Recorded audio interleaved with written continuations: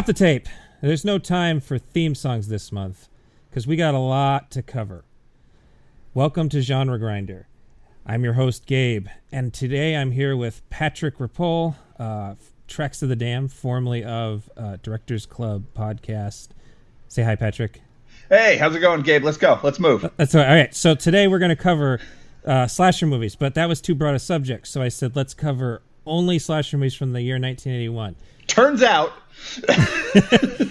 well, you know, I thought maybe 20 or so movies because I could think of 20 or so movies, but we looked back and forth between lists on Letterboxd and lists on IMDb, and lists we came up with our own, and the total number came to 42 movies.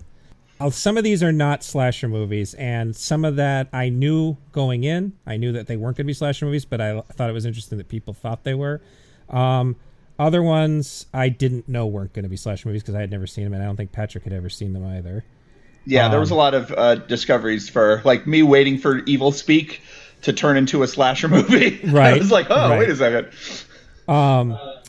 Also, the 1981 designation is based on release dates, so there can be some discrepancies there. Some movies premiered like on one screen before a wider release. The movie Madman, for instance, took several years to get a bigger rollout, but it did premiere in 1981, so we're counting it.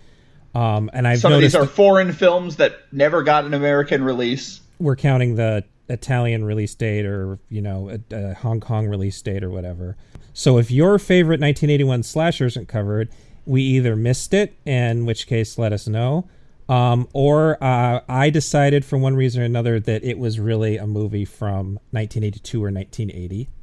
Or there are a couple cases here right at the top. We're not going to cover the movie Night Warning, a.k.a. Butcher Baker Nightmare Maker. Everything I could find but like two sources said that was a 1982 release, not a 1981 release. We're not going to cover the movie Dr. Jekyll and Mrs. Osborne, which is also known as Dr. Jekyll and the Women. I was considering covering it because it has a slasher movie structure, but it's really not a slasher movie. It's still a really interesting movie that you should look into.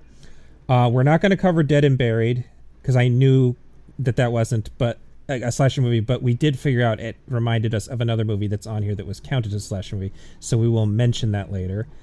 We're not going to cover Miss 45 because that is 100% a rape revenge movie.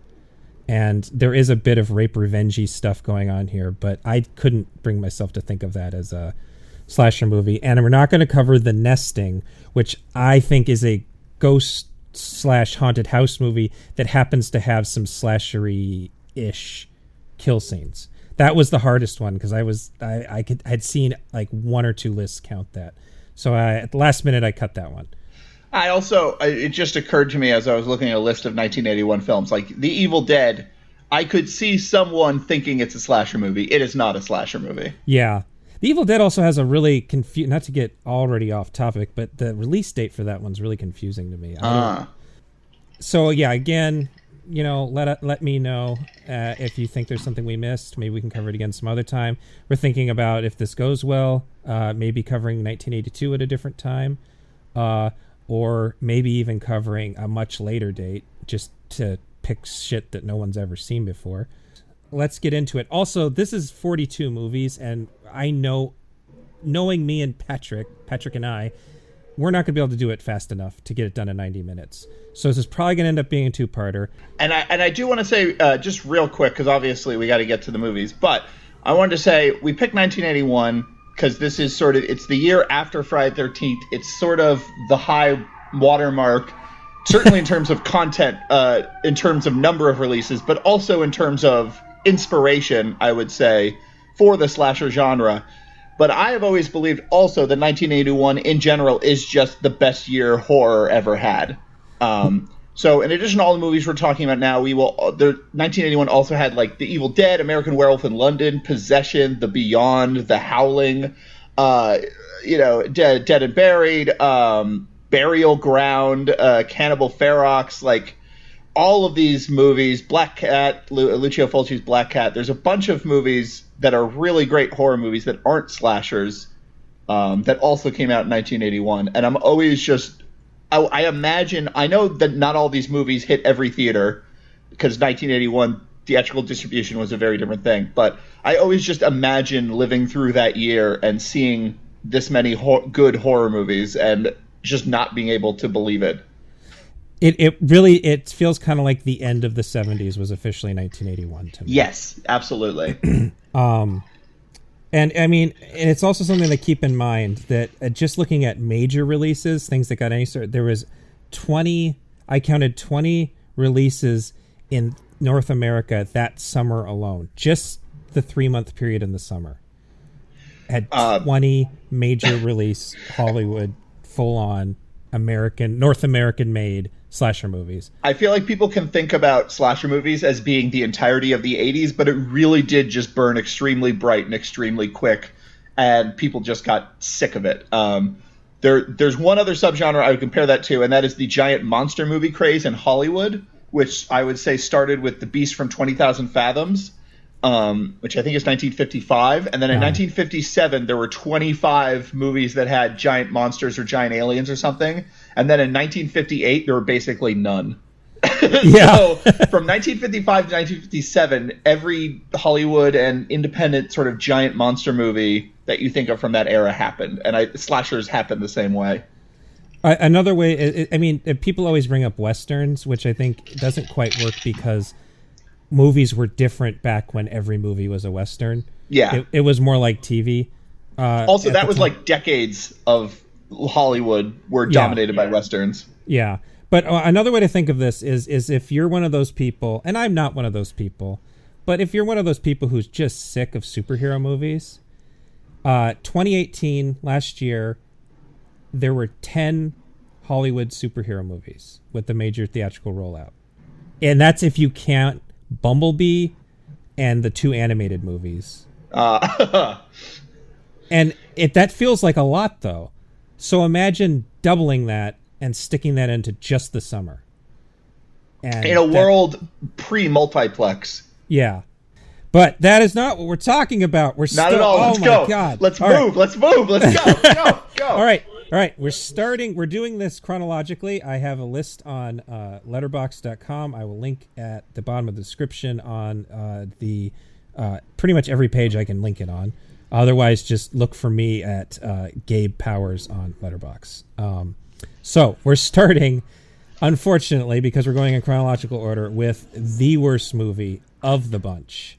Scream, not to be confused with the Wes Craven movie. Directed by Byron Quisenberry, I should say. And I'm going to be reading all the letterbox descriptions real quick as just an easier way to have synopsises. So, Scream. A group of friends on a rafting trip down a river stop at an old ghost town to spend the night. Soon their rafts disappear and they begin to be eliminated one by one by a mysterious killer. Well, this is a case where actually that's the entire movie. This is one of the ones I watched and Patrick didn't get a chance to watch. But I do find it amusing as to why Patrick didn't get to watch it, so I'm going to have him tell you real quick. Well, to prepare for this podcast, I ordered a bunch of DVDs off of Amazon, and I almost never buy from Amazon proper. I do from sellers because I get everything used and it's cheaper that way. So I got 1981 Scream on Amazon, but when it got sent to me, it was the bonus DVD/DVD-ROM for the 1996 Wes Craven movie Scream. The complete insider's guide to the suspense trilogy that changed the face of fear. It does not have a UPC on it, which means that at no point was this ever sold on its own. They just took a bonus disc and they were like, hell yeah, let's sell it for $1.28. So I unfortunately did not get a chance to watch the terrible, terrible movie that is 1981 Scream. And you're a fan of the Wes Craven movie, and maybe you didn't have that disc already. So I didn't, though. I do have a lot of bonus material from the Scream movies, from all the Blu-ray collections and stuff like that. So I'd be surprised if there's anything in there that I don't already have. But yeah, maybe I'll pop it in one day and check it out. It's better off. Anyway, I guess so. Byron Quisenberry, not sure how you pronounce his name, Quisenberry, Quisenberry. He only has 2 directing credits. He is a stunt performer for the most part, and he His other movie wasn't made until 2004, and it was called Hollywood. It's a Dog's Life. Yes. This movie is AKA Butcher Baker Candlestick Maker, not to be confused with the previously mentioned Butcher Baker Nightmare Maker. And it was also called The Outing, not to be confused with Tom Daly's Killer Genie movie, also called The Outing, but better known as The Lamp. When are you going to do an episode on Killer Genie movies? Well, that sounds like a good idea. I can only think of one right now, but there's probably more than one. Shazam 2, Shazam's Revenge. Yeah, I mean, that would be great. I bet Shaquille O'Neal would be up for that, honestly. Yeah. Are you telling me that Charles Band did not do a Killer Genie movie at some point? I'm telling you, you're a liar. Yeah, I bet he did, honestly. At the very least, maybe The Killer Bong is a Genie movie, and I just... Yeah, you're right. You're right. It's probably a Killer Bong. Anyway, this was on YouTube, and it actually was a pretty nice transfer, but that transfer was only in Spanish. So you don't know. Maybe it's great. I watched this movie in Spanish, and I know a little bit of Spanish, but it is real boring. There's a huge cast in this movie, so I thought, here we're going to have a bunch of bodies. You could have had the largest body count in this entire thing, except for maybe, I think Halloween 2 has more people to be killed. Wait, are you telling me this has more than Don't Go in the Woods? Oh, definitely. I thought Don't Go in the Woods. But here's the thing, Patrick, is that most of these people don't die is the problem. Oh. It's so very close. But then most of the people survive. The plot description is entirely accurate. It is some people on a rafting trip outside of Houston, and they go to a place. I looked it up. It says they're at a place called Terluga Ghost Town, which is still working, little tourist ghost town. I come from Tucson, Arizona, where we have several of those. We have old Tucson Studios, which was and I think still is, a working Western studio lot. And we had Tombstone. The city of Tombstone is basically, ever since the movie Tombstone was shot there, is just a movie lot that you can go visit these days. So I have a little bit of affection for these kind of things. But then I looked into it, and it was actually shot on a Paramount Ranch in California. And it's a terrible location because it's basically a single block of buildings that goes maybe 200 yards. And yet the characters still manage to wander out alone and get killed. And you also get the feeling that they only had the cast together as a whole for a day, because there's only a couple scenes where they're all in the same room, even though there's not very many rooms. It's that there's that thing where I do like the idea of not all slasher movies having teenagers and early 20-somethings. And this movie is like, when I say full-grown adults, I mean like full-grown ass adults. Like most of the people are 40 and up in this movie. Yeah.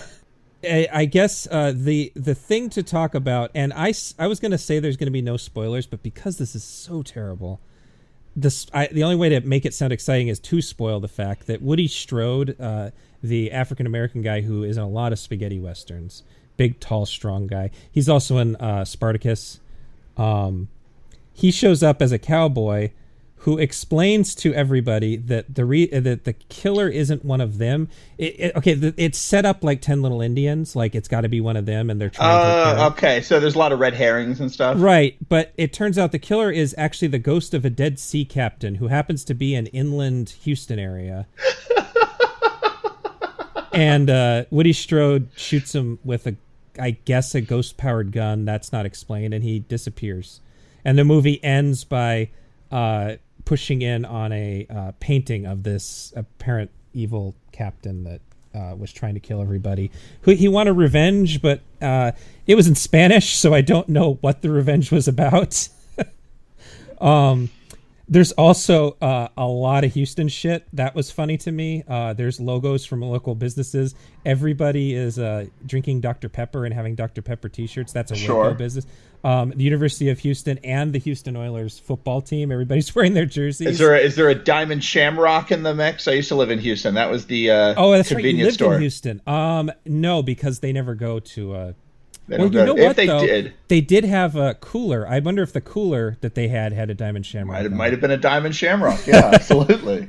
Anyway, long story short, this is a terrible, almost unwatchable, actually unwatchable. This is the worst movie we watched, and there's some bad movies on here. Yeah. So I have the slasher movie book, a book by J.A. Kurzweil, in front of me, and there is a chapter on 1981. And his little blurb about Scream, he mentions that it's only of interest because it's one of the only slasher movies not to have any female victims. That's a good point. Yeah, it's only dudes die. That's very unusual. I guess because it's like if you're going with a group of people and you're teenagers, you're going to be bringing your girlfriends or your boyfriends or whatever. Like It's going to be co-ed. Whereas when you're in your 40s, that's when you start doing fucking man retreats. Yeah. Well, like, okay, I don't want to stick on this movie, but like these really 40-year-olds, these 40-year-olds have brought their dads. There's like 60-year-old dads in this movie. It's so awful. So this movie is extremely tedious and boring in the worst possible way. I think the next movie is kind of boring in the best way, which is sometimes slasher movies or in general old horror movies, you watch them and there's just sort of mood and atmosphere and nothing really happens in them, but you're just kind of happy to be watching it. You're happy to be here. And Ghostkeeper. I was about to say Ghostkeeper from 1981. I'm going to go ahead and forego my usual tactic of saying the years at the end of movies. Yeah, we don't need to. For this episode. Ghostkeeper is a slasher movie that takes place... go ahead and read the description. Okay. A group of 3 friends on a snowmobiling trip find themselves stranded at an abandoned lodge, isolated in the mountains. They discover that an old woman resides in the hotel, along with an evil entity that she's keeping in the basement, which is kind of misleading. There you go. This is a 1981 film. 1980 was the year of Friday the 13th. 1980 was also the year of The Shining. This movie is where those two movies connect. Yeah, I kind of didn't put that together, but you're absolutely right. It's 2 women and a dude, this kind of douchebag dude. They're on a ski trip and they go snowmobiling and they end up at this old house and their snowmobile breaks down or they get snowed in or something and they have to stay in this old abandoned hotel. And it's a movie that there is a Wendigo thing kind of going on. They have a Wendigo quote at the beginning, and I looked into it, and the only other titles it's known under are German titles that have the word Wendigo in them somewhere. I think that's it's a situation where this was re-released as the version you saw, did it have the before the opening credits of the guy getting killed in the woods? So that was added post-release by the producer. And I think that, along with the quote, was an attempt to sort of make it more Wendigo. Yeah. And that guy, I don't know if we're supposed to assume that was a man who was killed by this family earlier. I think that's the implication. But there's not a lot of Wendigo. Wendigo being a nature spirit, a Native American nature spirit that has, it usually in horror movies, is a vengeful spirit. It's in a lot of Larry Fassender movies. He has Wendigo-like characters. There's none of that, really. This is this kind of turns into a Texas Chainsaw Massacre situation. Or an old dark house sort of a movie. It's old dark house that then it turns out there are some crazy rednecks living in that old dark house. Yeah. I think they were trying to do a lot of stuff at once, and that was something interesting that didn't happen as often as I wanted to watching all these 1981 slasher movies, is I was hoping to see more movies that weren't clear on what the rules were yet. That is my takeaway, because so far Scream and this film, they're both more, I guess this film is a little less of a slasher movie than Scream, but there are a lot of films that had slashers influence without actually it being codified into this is what a slasher movie is. Right. I feel like by the time you get to 1983, every single slasher movie has a guy in a mask. You have your rules from Wes Craven's Scream at that point. Yeah, this has the thing in the basement. Again, I said I wasn't spoiling, but there is it's just sort of her other son, and that was a big disappointment to me because they hyped up the thing in the basement, and it was just sort of another guy. Yeah. And also the killer, the son who is doing most of the killing throughout the movie, is disappointingly also just sort of a guy.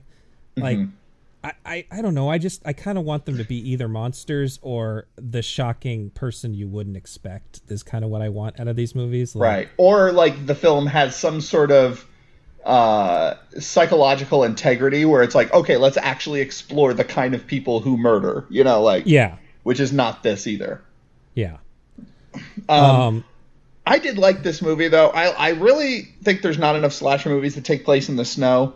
So yeah. The sort of snowed in, creepy abandoned hotel, like atmosphere, the super washed out sunlight bouncing off of the snowfall and everything. Like, I just like that look for a slasher movie, for a horror movie in general.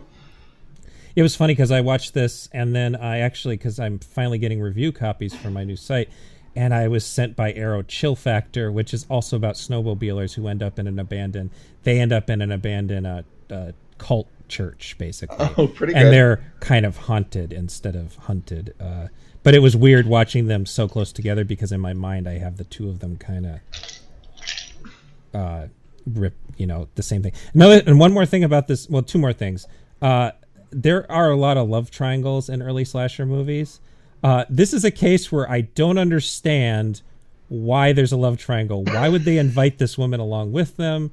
The guy clearly just wants to have an affair with this woman. Why did he invite his fiance or whatever she is? Like, and the guy is such a dickhead. That's what I'm saying. That's dickhead. Why I get it, is because he considers himself so beyond social because it's implied that he has money and his wife or fiance is there. And it's like, as far as he's concerned, he's like, hey, I fucking bought you that jewelry, so I can do whatever I want. Like, he's that kind of guy. So I can see why he would do that. And, he's the worst. He threatens to cut her for not letting him sleep around while she's there. It's like there's a lot of dickhead boyfriends in slasher movies, but this is an out-and-out abusive relationship. Yes, exactly. Because in a lot of slasher movies, the dickhead boyfriend is just young, so he's stupid and childish. Right. He's just a weird, cocky frat president. This is an adult man. Mm-hmm. The other last thing is that this has one of my favorite tropes, which is the last vestige of civilization. Which comes from, I think, Texas Chainsaw Massacre, where you stop somewhere for gas, someone warns you maybe shouldn't go there, and you do it anyway. This had that classic thing. I love. There's even an old man in this one. It's even an old man. Now you've mentioned a couple times you don't want to spoil things. I really like the ending, and I read a little bit about how the movie was made, and I think it's funny how they got to the ending. Can I talk about the ending, or should I just say I like it? Okay, so. The ending has a sort of weird... actually, I should not spoil Midsummer, because that's still in theaters. Yeah, I haven't actually seen Midsummer. So right. Like, that's something people would actually get mad about spoiling or whatever. And I'm not saying anything about Midsummer. But it has a weird sort of a thing where... I was going to reference some other thing from Midsummer. But it has the thing where the terror has totally shattered the sort of the heroine. And in this film, she's like, I guess actually this is more The Shining again, where she's like, I guess I've always belonged in this hotel. And she has this sort of, like, after killing the quote-unquote monster in the basement and killing everyone else, she's just like, I guess now I live here, and I am the person who haunts this hotel. And apparently they ran out of money. Oh, so they were just like, all right, let's get a bunch of shots of you just walking around. We'll do voiceover later. We'll figure something out with the ending. And that was where they landed. That's always great. Yeah. So this is not a good movie. This is a put it on a Saturday afternoon kind of a movie for me. Yeah, but I did enjoy it. Okay. So then next up is our first Hong Kong movie, Corpse Mania, directed by Kuei Chih-Hung, who is a pretty darn famous dude. He did Bamboo House of Dolls in 1973.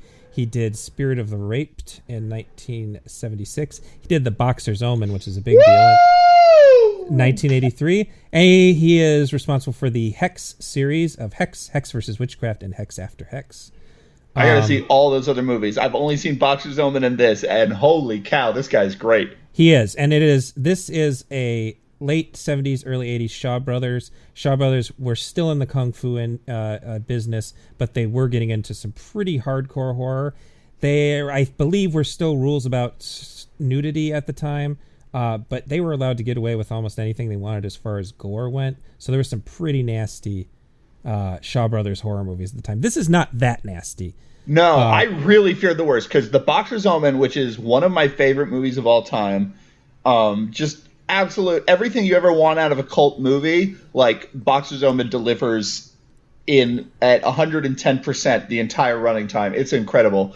Corpse Mania is a movie about a necrophiliac, and Boxer's Omen is a really gross movie that's willing to just get really nasty. So I was really afraid to watch this. Turns out most of that stuff's only in the first 30 minutes, and it's not actually all like fondling, rotting corpses. And it's really fondling nude women with maggots on them. It was gross enough for me. Do you want to read the letterbox description? The letterbox description is: a necrophilic killer is murdering prostitutes at Madame Land's brothel. That's it. That's everything. Okay. It has a lot more to it than that. But it has some cultural barriers, depending on who you are and how many Hong Kong movies from this era you've watched.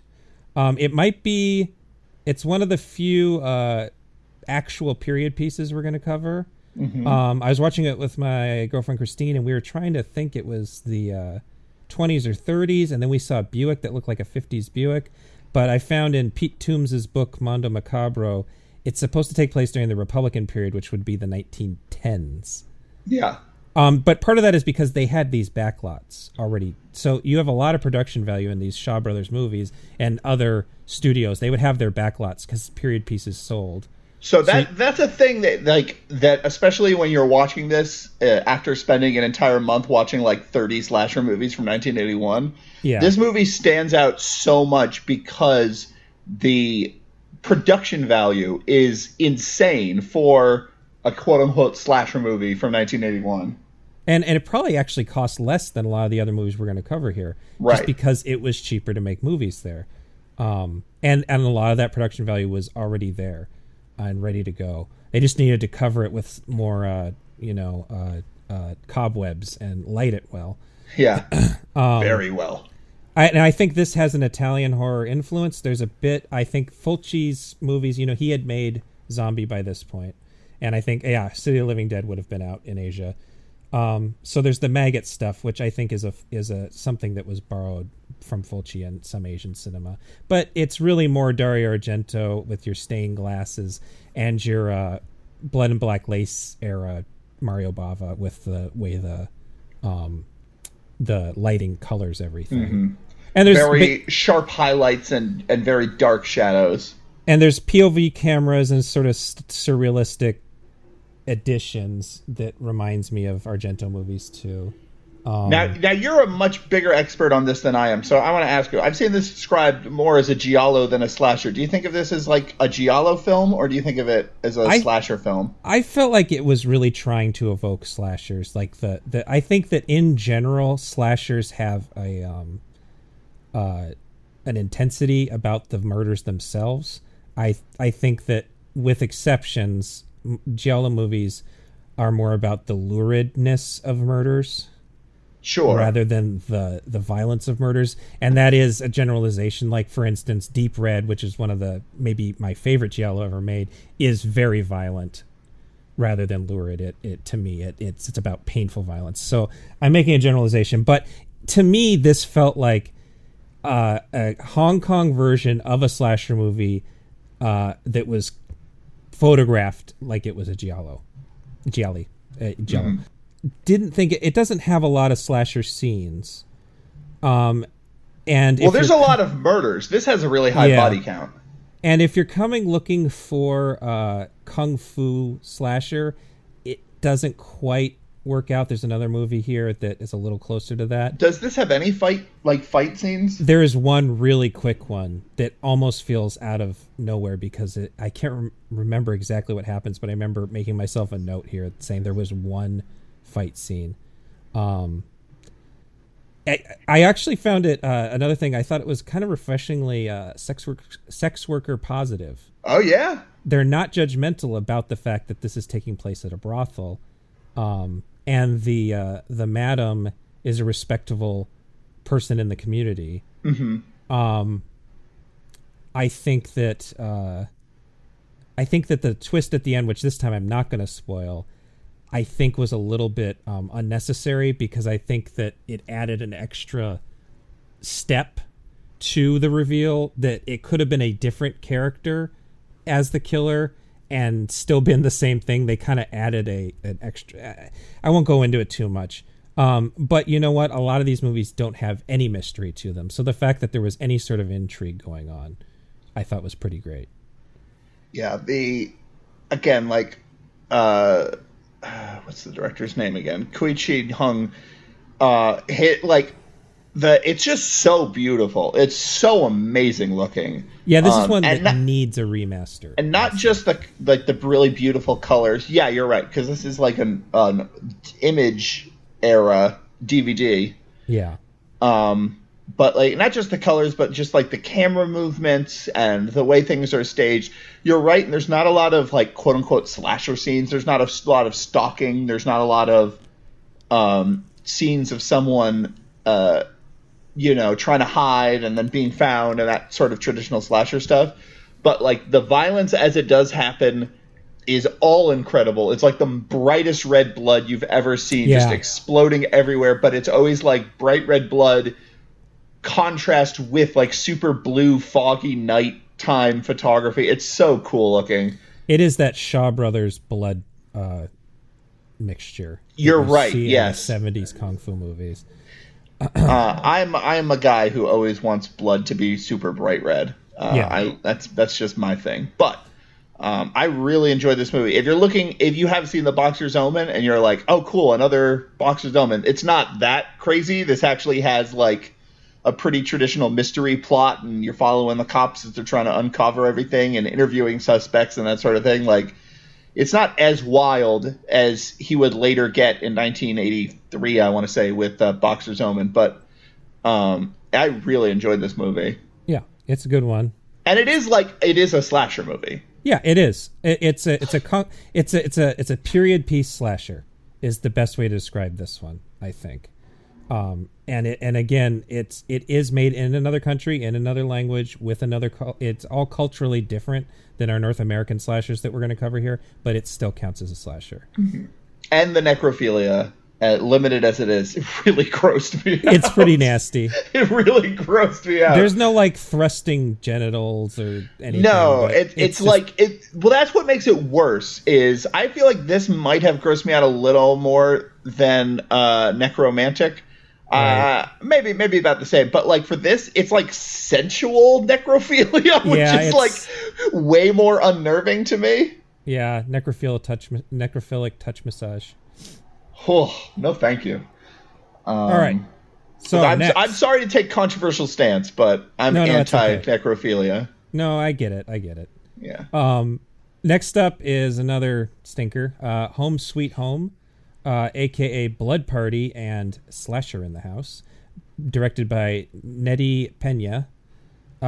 This is described as an escaped mental patient steals a station wagon and makes his way to the Bradleys' Thanksgiving celebration, where he plans to murder them.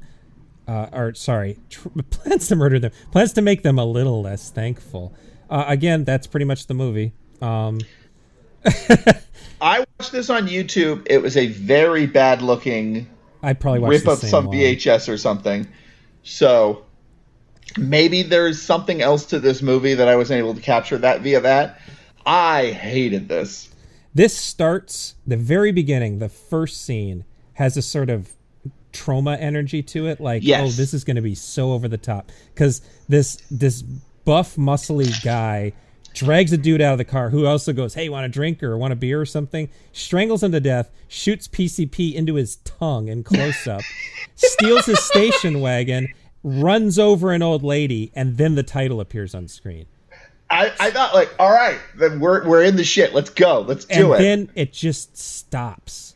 They introduce after that approximately 7,000 characters. Yes, and who's I only know are a family because of that description. Like, yes, they might as well be middle-aged. That is the chief problem. Is I literally have no idea why all these people are in the same place, what their relationship is. There's like a woman who's randomly like singing "Besame Mucho" or something, and they have like some Hispanic woman just in their house. And it's like, is that someone's like girlfriend or wife, or is she a friend? Like, what's going on?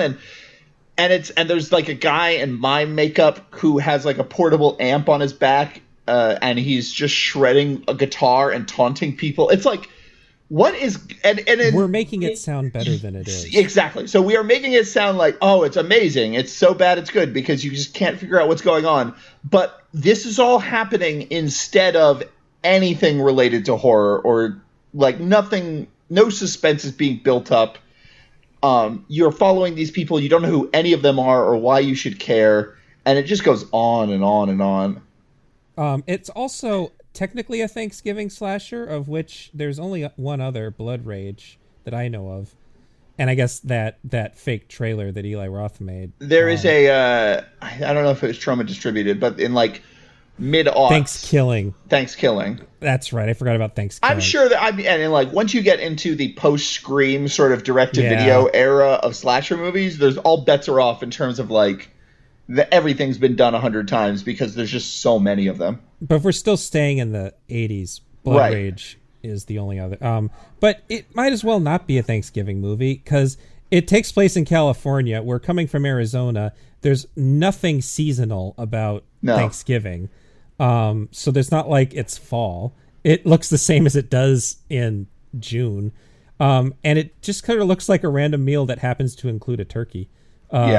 And the meal is not even central to, like, I kept on thinking there'd be like a killing scene but instead this dude's just running around sort of just taking people out. It's never explained why he picked this house. It's one of those things where just like there's too many characters, so they're all so disconnected from each other that there's not the tension of like when you watch Friday the 13th, it's like you're following Alice because she's the lead character, and all these other people are dying, but their friends don't know that they're dying, and there's the tension of like, oh shit, they don't even know that everyone in this room are the only people still alive in this camp. Like, none of that really happens because they're all so dislocated from each other. Like, they go out and they get like a flat tire or something. Yeah. This is a very forgettable movie, so unfortunately I can't relate all the details. The sex scenes are just like extra gross for some, like just icky. This does fall in a kind of random subgenre of slasher movies where someone escapes an insane asylum and it immediately heads to a remote area to kill people. I assume they're all trying to rip off Halloween, though. Right. I did an IMDb key search, and it seems like the earliest version of this is something. Well, there's The Creature with the Blue Hand, which is 1967, has a version of this. Invisible Man's Revenge sort of has a version of this. I did see that one, and I can see how that was. And there's an episode of Alfred Hitchcock Presents called Fog Closing In that has a version of this. Otherwise, it's a very slashery thing. It happens in Absurd, which we're going to cover here. The movie Stage Fright from 1987, the Italian one. I believe this happens in Prom Night. I believe the killer in Prom Night is a escaped mental patient of some kind. You have Alone in the Dark, where there's a group of 3 escaped mental patients who randomly go to the house of the main character. The Initiation has that. Sorority House Massacre, I believe, has that. Not a slasher movie, but the opening of Night of the Creeps. Yep, Night of the Creeps has a version of that, because it has a sort of urban legend aspect to it. Yeah. My Bloody Valentine actually uses this as a red herring. Mm-hmm. Anyway, so the other thing about this movie is I was watching this boring-ass movie, and I kept on thinking, wow, this killer looks just like Body by Jake. And I don't know. Patrick, do you know what Body by Jake is? I do not. I assume it's some sort of infomercial thing. Barely younger than me, I think is what this comes down to. If you had cable in the 80s and into the 90s, I guess, there is this guy, Jake something. I'm not even going to look up his name. I'm sorry. He had this thing called Body by Jake that was it was a series of videos, and then it was a series of like certain things you had to buy. It was Jane Fonda, but a big muscly dude. So I look at it, yeah, this looks like Body by Jake, and I look it up. It is Body by Jake. And this is like his third IMDb credit. And then Adam Ruckoff, who wrote, he writes books about slasher movies. He claims that Jake has no sense of humor about being in this movie. And to me, that makes this even funnier that it's Body by Jake, because he's murdering people and laughing, and he's throwing himself into this role. He apparently thinks this is garbage. There's another bodybuilder named Lyle Alzondo, who was a bodybuilder killer in the Prison Slasher Destroyer. I thought it might be him, but no, it was Body by Jake.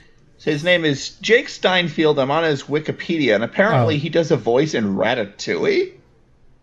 Yeah, sure.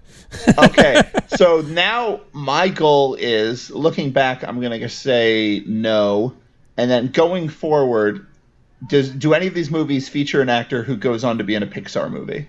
Okay, I'm gonna think about it. We'll think about it. The Home Sweet Home's terrible, and you should not watch it. No, and the kills aren't good either. Speaking of, A Day of Judgment is the next film we're going to talk about. Yeah, the really low budget, nobody's ever heard of these movies are all kind of at the beginning, so stick with us. Day of Judgment. In the 1920s, a man in black rides into a small southern town to visit retribution upon the citizens who have strayed from the path of righteousness and religion. He does this, of course, by killing them. This is directed by Christopher Reynolds. That description is not apt.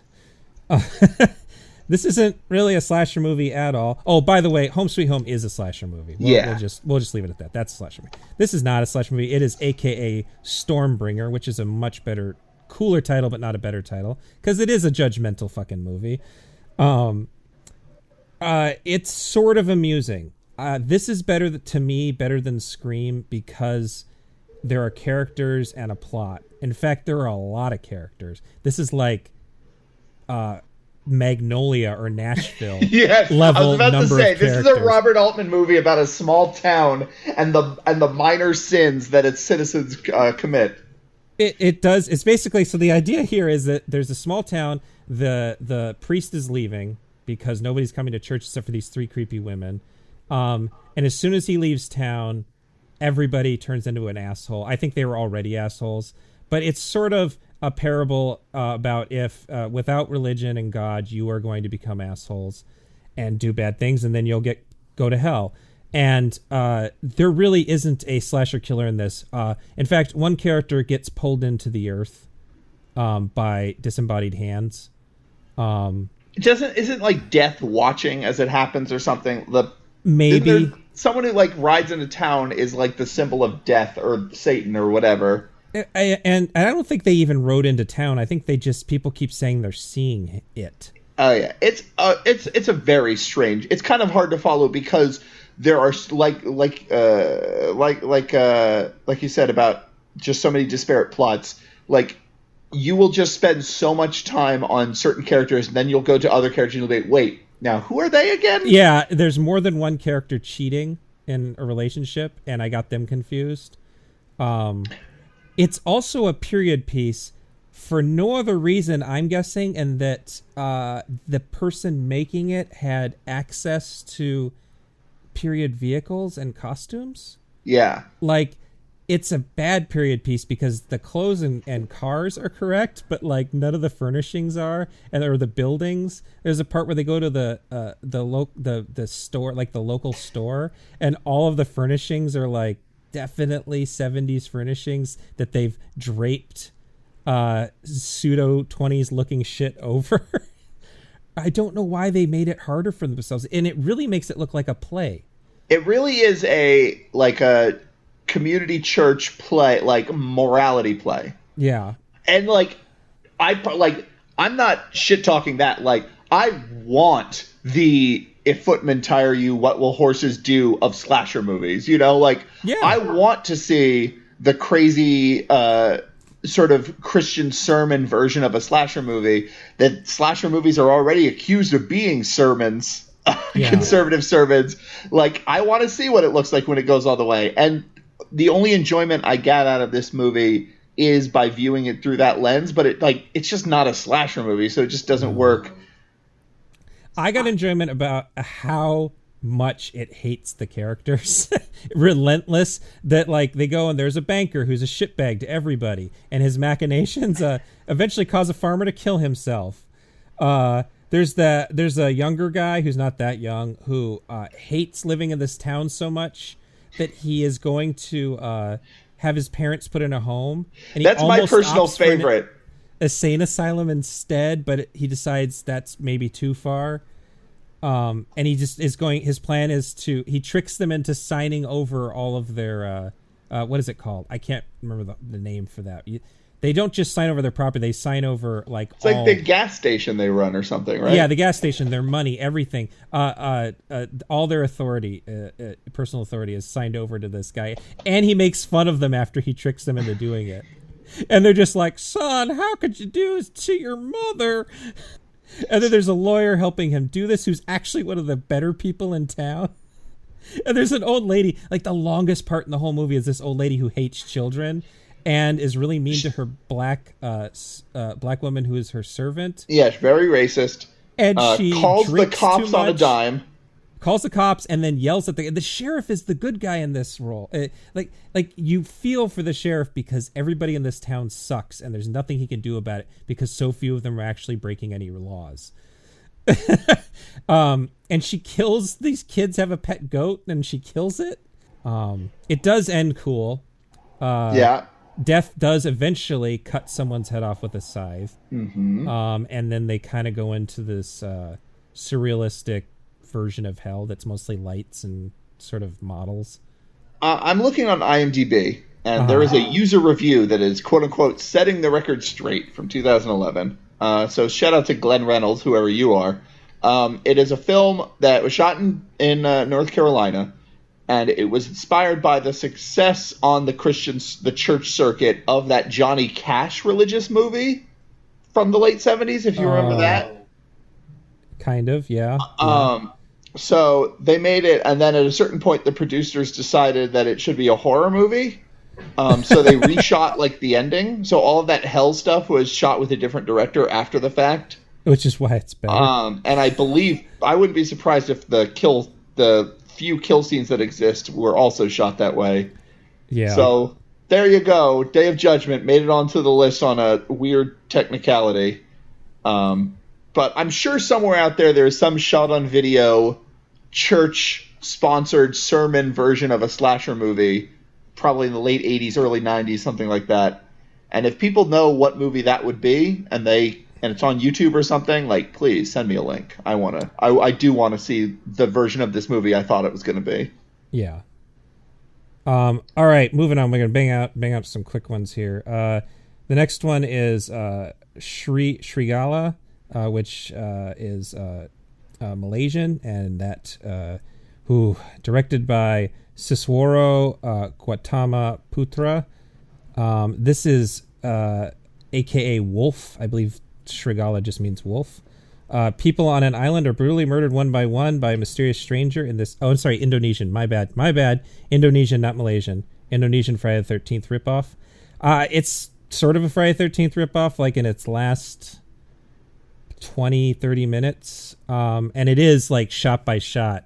The last 20-30 minutes are the reveal of the killer, and all that follows is the same in Friday the 13th and this. Yeah. Otherwise, it's really a movie about, again, there were no subtitles. We watched this without subtitles. Yeah. But it appears to be a movie about some guys that go treasure diving, and there's some really nice treasure diving photography. And then coincidentally, a group of friends is camping in the same island, and somebody is eventually trying to kill him. There's a great boat stunt scene where the masked killer like throws some sort of bombs at the divers, and then they get in a boat chase, and then they crash, and then the killer is like basically forgotten. There's the treasure they find is a dead body, and I'm guessing it's a Jason situation where that's like this woman's son. Yeah. I don't know. It's of interest because it is a shot-for-shot ripoff of the ending of Friday the 13th. Yes, but if you are looking for a really satisfying Indonesian movie that starts one way and then ends as a shot-by-shot ripoff of another movie, watch Lady Terminator instead. Mm-hmm. And if you just want a crazy Indonesian horror fantasy movie, try Dangerous Seductress, Queen of Black Magic, or my favorite, Mystics in Bali. This has Barry Prima in it before he was super famous too, so I guess that might be something if people are into martial arts movies from Indonesia. There is a dream sequence that has a little bit of martial arts in it. Yeah, and it's also there's a pretty good girl fight actually. I don't know what they're fighting about, but the two female friends have a pretty good drag out fight. And there's a bit of Fulci's zombie in this one too, I think, in the one dream sequence, where zombies attack and then it's just a dream. But yeah, so no subtitles, so I couldn't follow it very well. I don't know. It might be better than I thought it was, but I've given you some other suggestions. So next up is Night School. This is which I did not see. Patrick didn't watch this one. This is a major motion picture release. A Boston police detective investigates a series of gruesome decapitations of various college co-eds committed by a helmeted, black leather-clad serial killer, which leads him to suspect a well-known anthropology professor as well as his female live-in assistant. Well, fuck, that's a spoiler. This is directed by Ken Hughes. It was almost directed by Alfred Soule, who is the wonderful man behind Alice, Sweet Alice.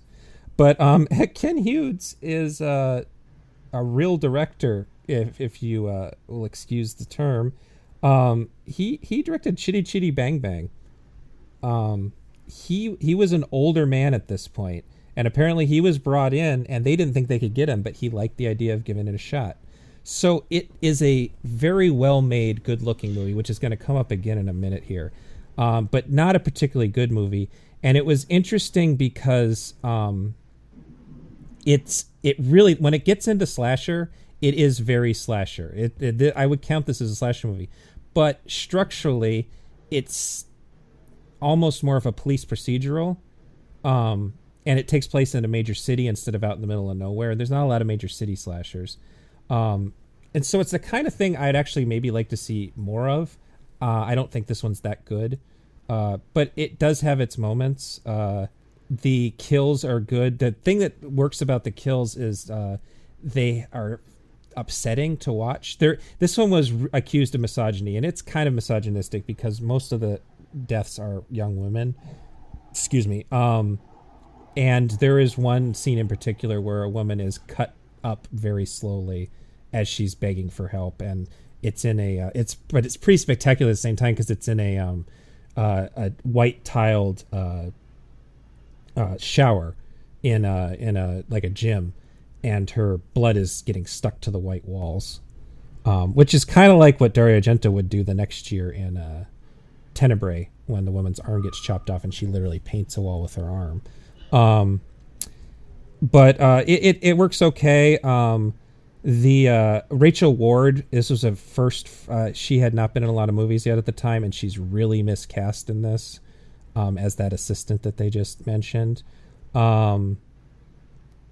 There's a weird thing where the killer, it just sort of ends, and I don't think they ran out of money. I think they intended on ending this way, where the killer, they don't really give the audience a chance to figure out who the killer is so much as the killer just sort of announces themselves at one point. And then there's an additional twist where the killer, spoiler, the killer is not the one who's killed in the end. The killer gets away with it, basically. I think that that they have a black clad leather thing with the black helmet. This might have just been something they came up with on their own, just because they wanted their own. But there wasn't really masks for slasher killers yet, other than Michael Myers. Jason Voorhees didn't have a mask yet. This was a way of covering up the identity of the killer, but I do wonder if it had anything to do with there's two giallo. Massimo Della Mono's What Have They Done With Your Daughters has a person with a black motorcycle helmet to cover the identity, and then Andrea Bianchi's Strip Nude for Your Killer also does, and the helmet in that is really meant to look phallic in that case. I don't know if that's what they were going for here, but it looks good. It was the first of 8 movies we're going to cover here that ended up on the British Director of Public Prosecution's list of obscene films. Which is colloquially known as the Video Nasties list. As far as I know, it didn't struggle to get an R rating here in America. And it's always been available uncut as far as I know. But it is pretty bloody, and I could see, of all the movies that ended up on the Video Nasties list, I can at least see why this one was objectionable. Because, again, it does have a misogynistic slant to it. And it was co-written by a woman, Ruth Avergon. That might be the only case of that we're going to run into. But Ruth still saw fit to include a sexual predator lesbian as a major character. So Ruth was not the most progressive human. Guess not. It is major studio slashers are very rare. Yeah. And this is one of a few. Production is such a weird avenue where things that are just distributed by major studios versus things that are produced, it's like it can be hard to determine. Where it's like, well, if they get a guarantee before the film is made, is that different or whatever? But they are fun to see and to realize, like, oh, it's weird seeing this kind of movie with like actual production values and like clearly they had time to light everything properly and that sort of thing. And a director who was in his late 60s who had shot a lot of big budget movies at this point. Mm-hmm. It makes a difference. It does make a difference. He might not be like, feeling, he might not have the energy of some of these other guys. He might not have that Sam Raimi energy, but he definitely had experience that none of these people had. What's the next film? The next film is The House Where Death Dwells. I also did not see this. Not dwells, lives. A nurse goes to a house to care for a crippled old man. Then people in the house start being murdered. That's a little oversimplified, but sort of. Directed by Alan Beattie, who didn't really do much else. But he did do production on Dwayne Johnson vehicle The Rundown. It is a.k.a. Delusion, not to be confused with The House Where Evil Dwells. This is The House Where Death Dwells. There's discrepancies. This might have actually been released in 1980 under a different title, but I'm counting it anyway. It's very similar to Ghostkeeper to the point where I started to get confused in my mind. It's a pastiche of Old Dark House, has a little bit of Rear Window, a little bit of that Agatha Christie going on. It's closer to the proto-slashers we discussed in the other podcast. And it also has some similarities to Don't Go in the Basement, which is about a woman who goes to an insane asylum, and it appears that the asylum is being taken over. The cast of characters are very specific and amusingly specific. The nurse is also our narrator, and she's super nebbish. But everyone wants to have sex with her the whole movie. Like, I don't know if nebbish is quite the right word, but she is like reserved to the nth degree and always very covered up. She goes to take care of this disabled rich guy. So there's like this estate, but it's one of those California estates that kind of sprawls instead of going up. There's a drunken butler who has basically run the entire large wine cellar. He's almost out of wine at this point. There's a sassy cook who tells it like it is. There's a secret disabled son who they keep locked in a room, which I thought meant it was going to be even more like Ghostkeeper. Classic. And then they introduce another character partway through who is apparently the long lost son of the old man. And this is where it got too real. Character was named Gabriel, and he was raised in a commune outside of Tucson.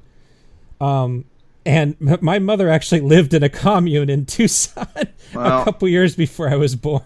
Wow. So that was weird. This would have been 81. I was born in 80. So there you go. It was weird. It has a really made-for-TV vibe to it. It was a bad transfer that might have, it was on YouTube as well. There are hints of irony and a sense of humor, like meta stuff. Like there's one point where a kind of bitchy lady who is like the gold digger girlfriend or fiance who wants really nothing to do with the situation goes, "Oh, how gothic, a locked room," just sarcastically at everybody. But it's really just a melodrama, and And then, like, most of the comedy is inadvertent, like the fact that the Gabriel character is supposed to have this animal magnetism that, like, all the women want to do him, but he is just a teenager, basically, a really shitty one at that. The secret disabled child in this one is just a disabled child that they're ashamed of. He's not the secret murderer this time. Had good music. I like the music. It has a twist out of nowhere that I won't spoil because it's almost worth watching if you're really into this kind of thing.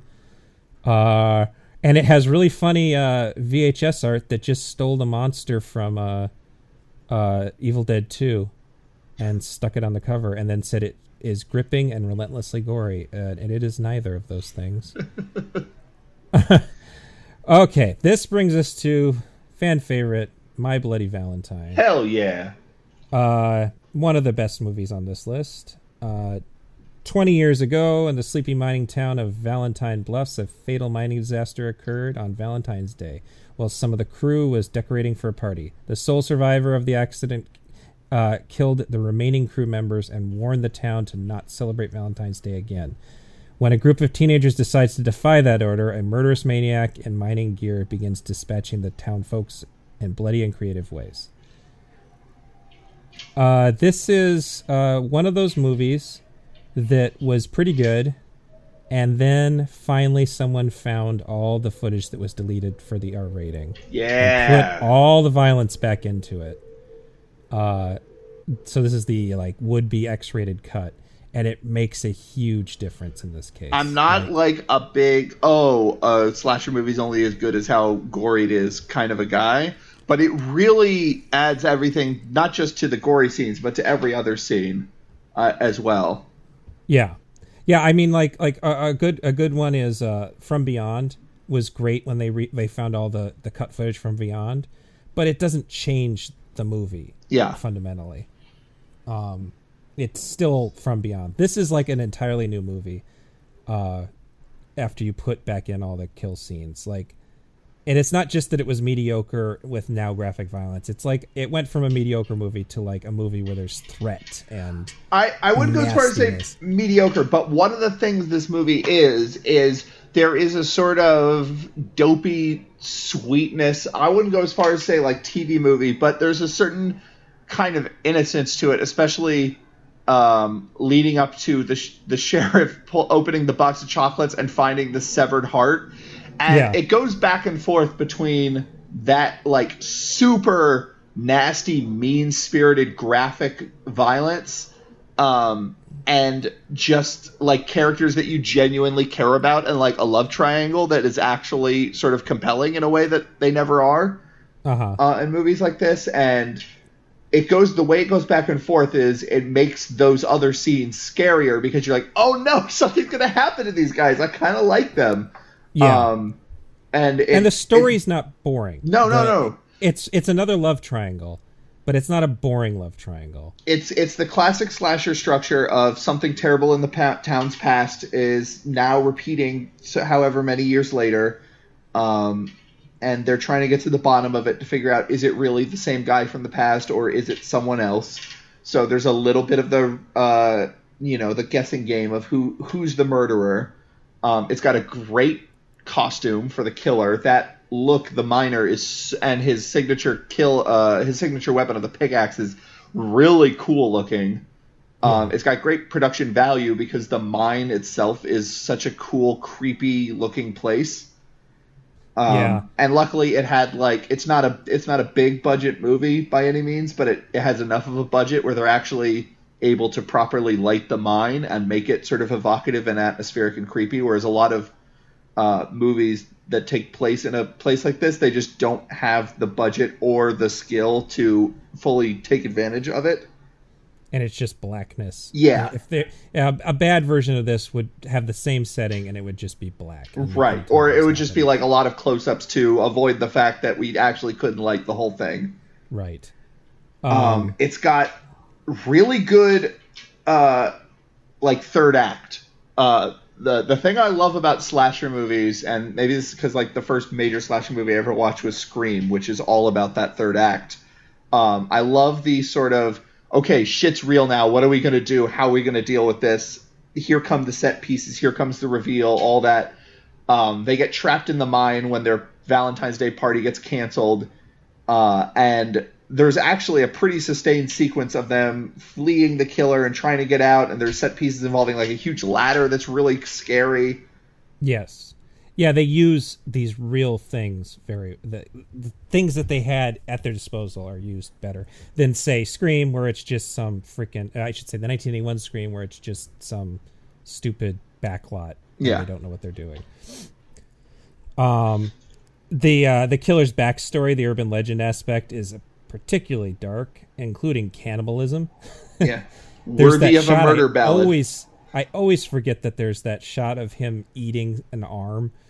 And then this one has the typical, the wise old man who's also annoying, who warns them away. Mm-hmm. And in this case, he's sort of set up as a red herring as well, but that doesn't last very long, but that almost becomes something this has that other ones don't.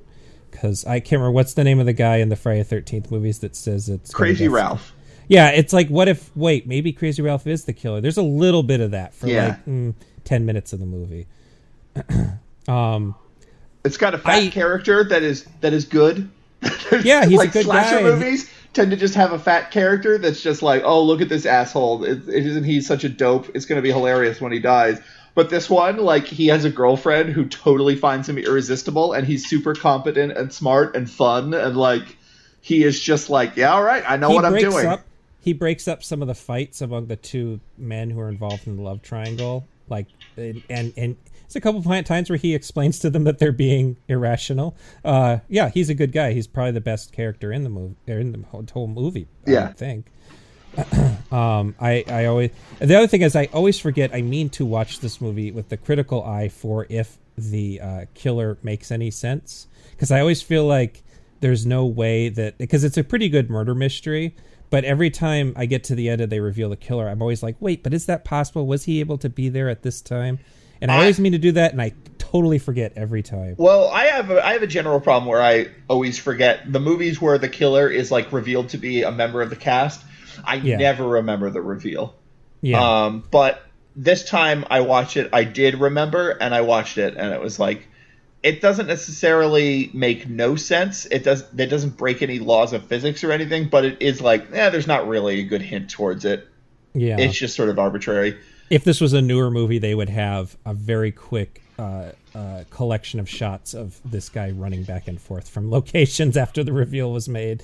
This is also, I would say, if we're not counting Black Christmas, which we're not because we already called that a proto-slasher, I would say this is one of the top 3 Canadian-made slashers of the period. Sure. I think does this technically take place in America, or does it take place in Canada? No, this one even takes place in Canada. Okay. Some of the characters even have Canadian accents. Oh, they have heavy Canadian accents, but that does not necessarily mean it will take place in America. No, it is Canadian. Unlike Prom Night and Terror Train, which I think those are the other two I was thinking would be the best. Those two try to cover it. So, like I said, I have Jay Kerswell's The Slasher Movie Book in front of me, and one of the things he covers is box office take. And a sort of recurring story of box office movies of slashers is, except for a very few runaway hits and sequels to the major franchises, basically no slasher movies made a lot of money. So your best bet was just making it really cheap. My Bloody Valentine was made for about $2 million. So it actually, despite being one of the better known and respected slasher movies of the era, it was not one of the bigger successes. It also, part of the higher budget there, because that's a pretty high budget, one of the things is apparently the town was so excited that they were going to be shooting in the mine that they fixed up the mine.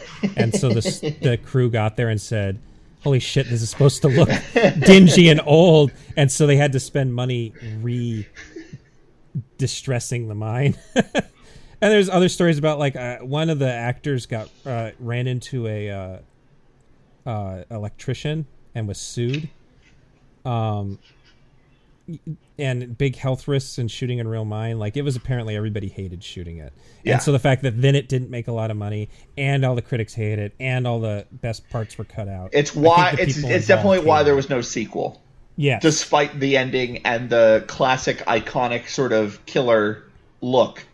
You can see, like, they were trying to gun for another Friday, like the same way Friday the 13th became a sequel, or Halloween. I don't know if those movies hadn't come out yet, but they knew that they were getting sequelized, so... It sets up a better sequel than Friday the 13th sets That's up for sequel. sure. Or Halloween, for that matter. Or Halloween, you're right. So anyway, this is classic, great movie. If you haven't seen it, see it. It's a good time. Watch it on Valentine's Day. Yeah. Watch a version that has the footage back in. Don't watch sure like the initial DVD releases or anything like that. It's even fun because the uncut footage isn't as in quite as good of shape as the rest of the footage, so you can actually see the quality go down just a little bit and know what was cut and realize how important it is. Yeah. Next is Eyes of a Stranger with Jennifer Jason Leigh. TV newswoman catches a pervert watching her sister who cannot see, hear, or speak. That is really oversimplified, but I guess so. That's sort of what happens. This is directed by Ken Wiederhorn. He made Shockwaves, which is really slow, kind of boring, but great-looking Nazi zombie movie with Peter Cushing. And that can be seen on the TV. And then he made dumb sex comedies King Frat, Meatballs 2, and he made the terrible Return of the Living Dead 2, which I've seen people saying isn't that bad, and it is. It's awful. It's terrible. Don't watch it. You should watch the first and the third one. This is maybe the best made bad movie we watched. Yeah. I think this is a really well made and honestly effective, totally awful movie. The acting is competent. The direction makes sense. There is like a script that reveals details of the story at like the pace you would want the story to be. Like it is absolutely competently made, and it's also just like gross and shitty. It's really sleazy because so much of it is about the scumbag rapist who is also killing people, but is more the pervert thing. That's, I guess, the one thing about that very short description is it's a movie about a lady versus a pervert, really. Yeah, and it's essentially Rear Window. It's a sort of slasher version of Rear Window, which happens a lot, but there are even scenes that mirror Rear Window throughout this one. But it's one of the movies where you hear about all of the backlash from feminist groups against slasher movies. This is one you watch and you go, oh yeah, I understand what they were talking about. Right. If you like look back on that whole controversy and like Siskel and Ebert taking a stand against quote unquote dead teenager movies and stuff like that, and you're like, oh, they don't know what the fuck they're talking about. Like you've only seen Halloween and Friday the 13th movies and stuff like that. Like that you go back and watch movies like When a Stranger Calls and this and realize like, no, there's some really gross fucking fantasies being fulfilled under the guise of a horror movie here. And the thing is again, the one of the grossest sequences is at the end of the movie. The Jennifer Jason Leigh character is ultra offensive on the long run because the reason she's deaf, blind, and speechless is because she has been sexually abused as a child, and it has put her into a shock state, which in itself is kind of gross. But then she is almost comically competent. She can do every scene. There's this scene that introduces her, and she goes and makes the coffee and everything and greets the dog and all this stuff. And then she goes to do her sister's laundry. And her sister's apparently taking care of her. But she can essentially do everything. I wasn't even against that so much because one way of framing it, it's like, yes, people with disabilities can still live normal lives and overcome them. And like these are challenges, but they're challenges that can be overcome. Like that necessarily isn't even the worst part. No, that's just like flavoring. That's something that I could see arguments being made. Is this offensive? Is this not offensive? But in the end, she is broken out of this by being sexually assaulted a second time. It feels so Italian. Like that's some Italian shit where it's like, I don't know if you guys have ever read a book on psychology. I don't think you understand how this works. But that is the most offensive thing in the movie. It's so gross. All the other offensive stuff that happens, you can always hide behind that partition of, well, this is the bad guy.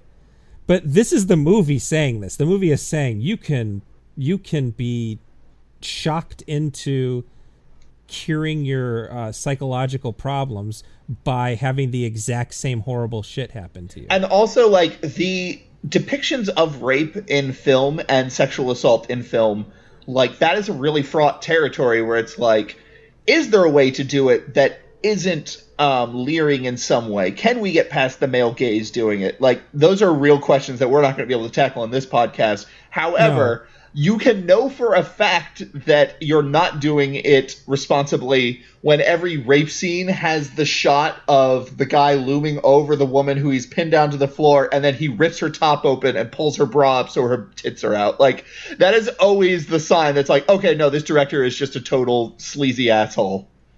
Yeah, and well, there's something also to the fact that Jennifer Jason Leigh, who, this is an early role for her. This is maybe the first movie we've covered that has a future superstar in a small slasher role. She's a fearless actress even at this age, and so I'm sure she had no problem with the nudity. Yeah, but, I'm not necessarily afraid for Jennifer Jason Leigh as much as, but like the depiction of it, especially with the way the character is sort of infantilized, where she's basically like, I don't know how old she's supposed to be, but she is more or less just like a teenager. Yeah. Throughout the rest of the film, and then she gets sexualized at the end as she's being sexually assaulted. It's just like, yeah, this movie is really nasty.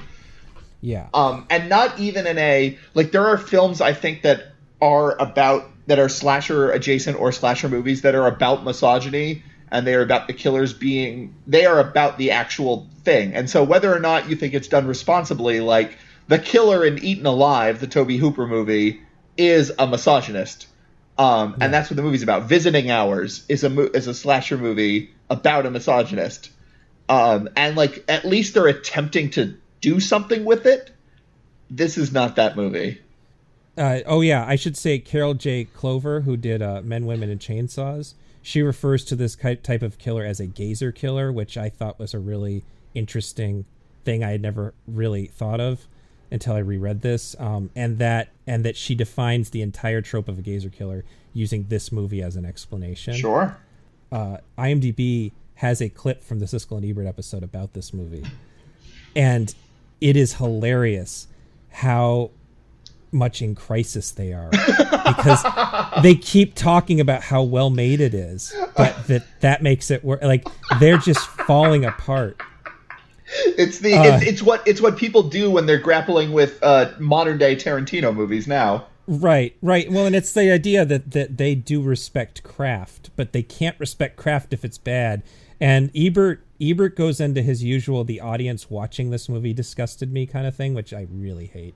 But the whole thing ends with Siskel saying, it's more of a crime than a movie. which, yeah. Well, anyway. That's how I feel about Home Sweet Home, but yeah, it's a different sort of a thing. This is our first Dirty Phone Caller movie on the list. Oh, too. Yeah. And it's our first movie with special effects by Tom Savini on the list. Classic head in the fish tank. Yeah. That's the other crazy thing, is this movie tries to be so, like, gross, and it's like, it's not sort of big in the way slasher movies are about serial or spree killers, but they are sort of obfuscate the actual psychology behind it, because they're just a guy in a mask, like, with a butcher knife or whatever, you know? Whereas this is like, no, this is about a murder rapist sort of a thing. So it automatically makes it feel more real. But at the same time, the first kill that happens in this movie is a hilarious decapitation with a head floating in a fish tank that totally does not fit the tone of what's to follow.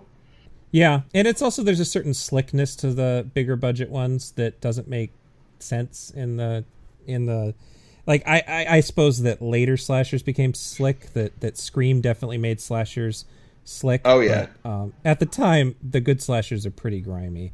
So anyway, yeah, it's not a good movie, but it's a well-made movie, and I can understand why it has fans, even if it's gross. Which brings us to Murder Obsession, which I did not see, unfortunately. Yeah, this is AKA Deliria, which is the alternate title for at least two other Italian thrillers made in the 80s. Sometimes it's also called Paura, which just means fear, Satan's Altar, or Murder Syndrome, and that's a confusing one because I've seen the title both ways, watching it twice, and The Wailing, not to be confused with the witchcraft movie. This is directed by Ricardo Freda, who is a godfather of Italian horror. He and Mario Bava made the first sound, as in non-silent, not horror movie, I Vampiri in 1957. In that case, Freda was the director and Bava was cinematographer, but Freda got in a fight with the producer, so Bava took over. So even if I'm not as big of a fan of Ricardo Freda as I am of Bava, there would be no Bava without Freda, at least in the way we know it. Bava might have still broken in, but maybe not to the degree. And so since this is essentially a giallo that has slasher elements, I will do a little bit of context since I'm the Italian horror guy. And again, I'm trying to go fast here. In 1981, Bava's dead, which leaves Freda, Argento, Lamberto Bava, Mario Bava's son, Lucio Fulci, Sergio Martino, Ruggero Deodato, and Umberto Lenzi as the sort of old guard. In 82, Argento made Tenebrae, which is his slasheriest giallo. Fulci made The New York Ripper. Martino made The Scorpion with Two Tails. And Lamberto Bava made A Blade in the Dark. These are all the most violent movies as far as stabbing that any of these guys had made at this point. And Deodato made a straight body count movie called Body Count, actually, in 87. And so they were inspired by Friday the 13th. And Freda kind of beat them to the count here. But at the same time, this falls in the Italian Gothic territory.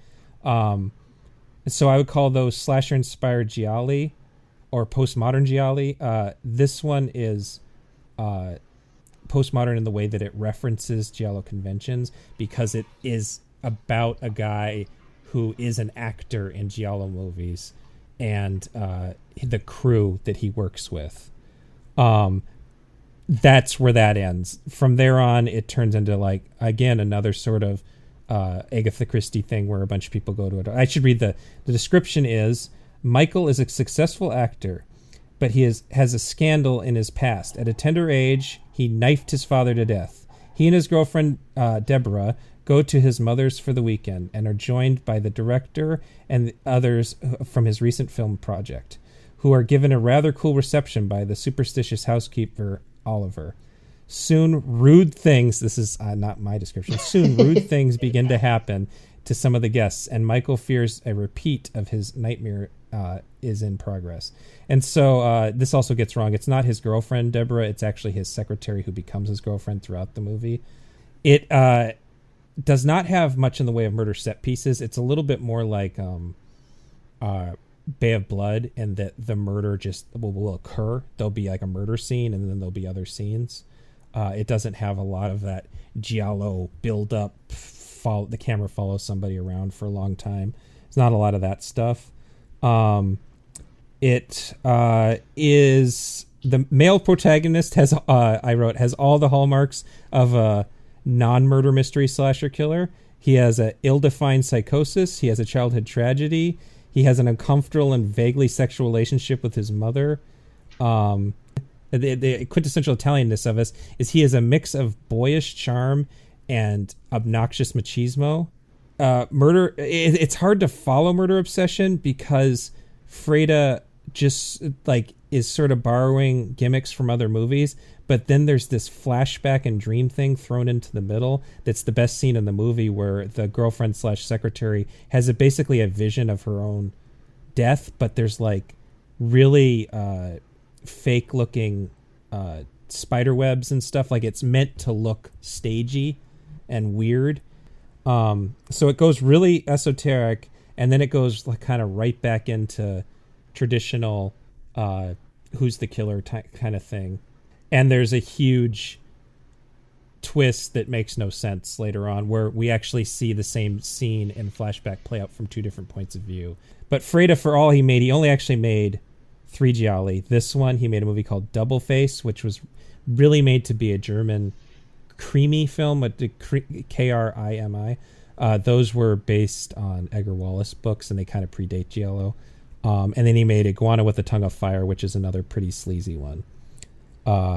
This was his final movie as director, but he lived into 1999. He just retired from filmmaking. All right. So that brings us to another Italian movie. Did you get a chance to watch Madhouse? Unfortunately, I had no way of watching Madhouse. Okay. Madhouse is one that's one of my favorites, but it is definitely an Italian filmmaker trying to make as American a thriller as he can muster.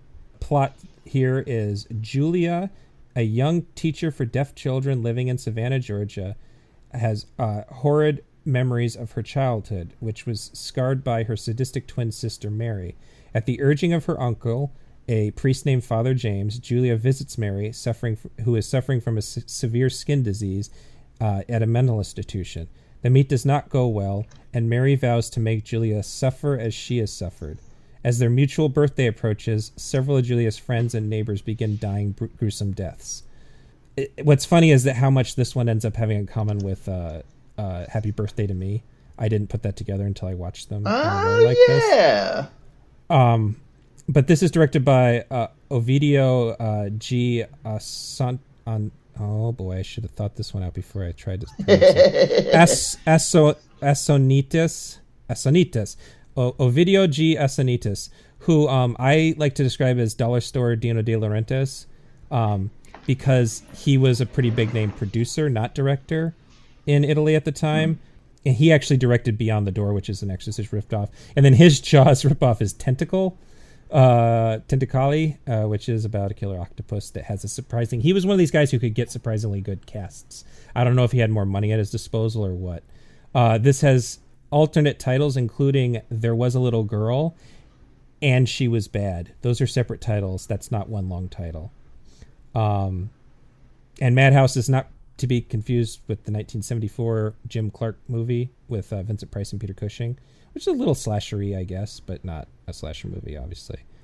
I guess a good way to describe this otherwise is My Bloody Valentine aspects meets Brian De Palma's Sisters meets Lifetime original movie.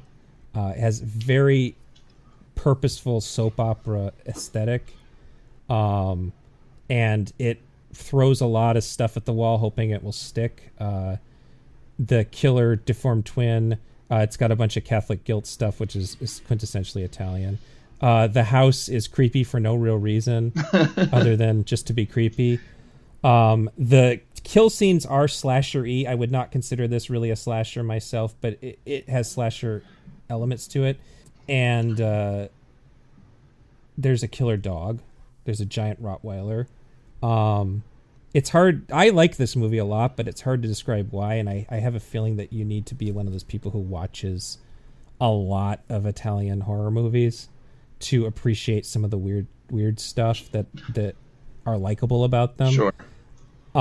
Which isn't to say you have to do that. I'm just saying, like, to enjoy it, you might have to be that person. And this was another video nasty. And the assumption is, because it's not that violent, but there is a scene where the giant Rottweiler tries to attack someone and they take a power drill and drill the Rottweiler's head in. And it's pretty bloody. I think that the British censors knew that Italians had killed animals in cannibal movies and sort of assumed they killed the dog. Jesus. Yeah. Okay. But it's kind of like a ridiculous assumption to make, because why would you train a dog and then just fucking kill it?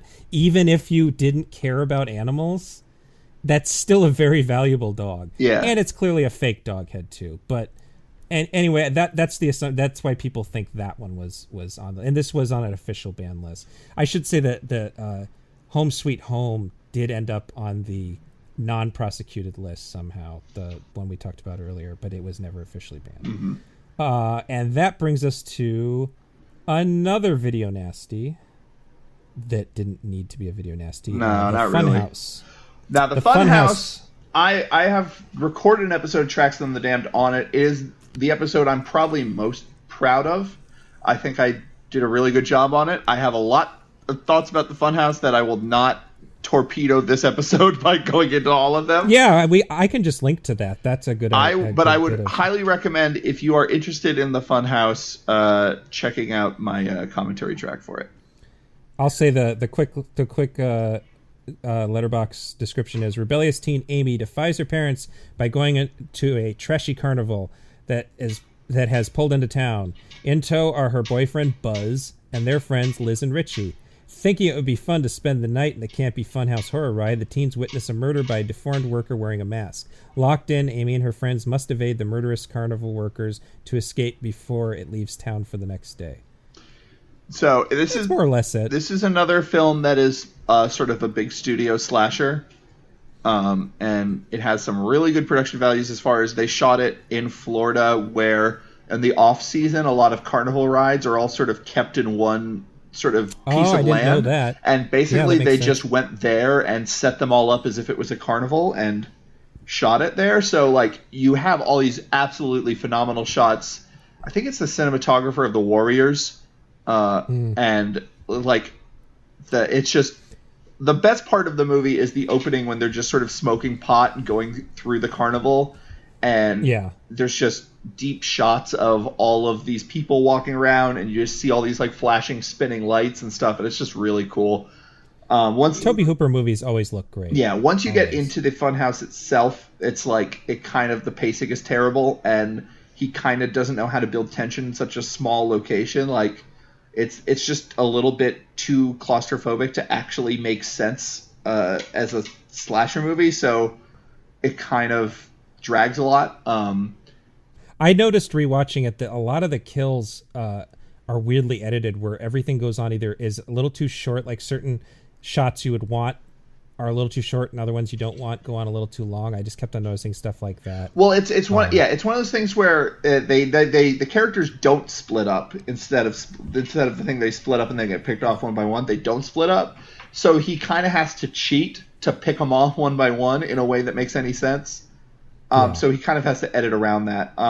This movie, the story behind this movie, according to a lot of the stuff around the Arrow thing, this is me reading between the lines because at this point Tobe Hooper was still alive, and people wanted to be kind, but basically he was going through some drug problems, and on and off throughout the film he was kind of a non-entity as a director, and the cinematographer had to pick up a lot of slack, which would explain why this is, like, I would say, a dip in quality as opposed to Eaten Alive or Poltergeist, which are the two films, or even Salem's Lot, which has problems as being a TV movie. Even Invaders from Mars, which I don't like, and Life Force, which I'm not a big fan of, are great looking movies that have a lot of craft to them. But this is a really cool movie in terms of, again, it has that production value. It also has that Hooper nastiness, but in a more subtle way.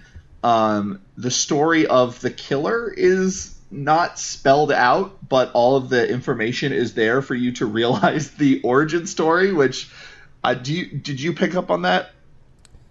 That he's like one of those cow mutants, isn't he? He is half human, half cow. Someone had sex with one of the mutant cows from the Freak Show, and he was born.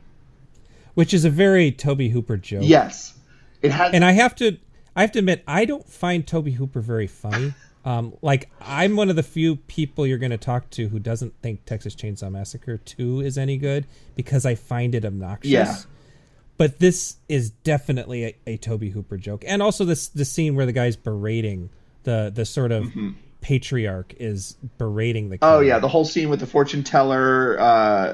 That's something I could see Tobe Hooper. That's all Tobe Hooper. The weird, like, pedophile guy who works for the carnival who finds the little brother, and it's just like the parents somehow are not picking up on this horrendous thing. Like, on all the cues. That is all just, like, really messed up, twisted Tobe Hooper humor in the context of this slightly more cleaned up sort of studio horror movie.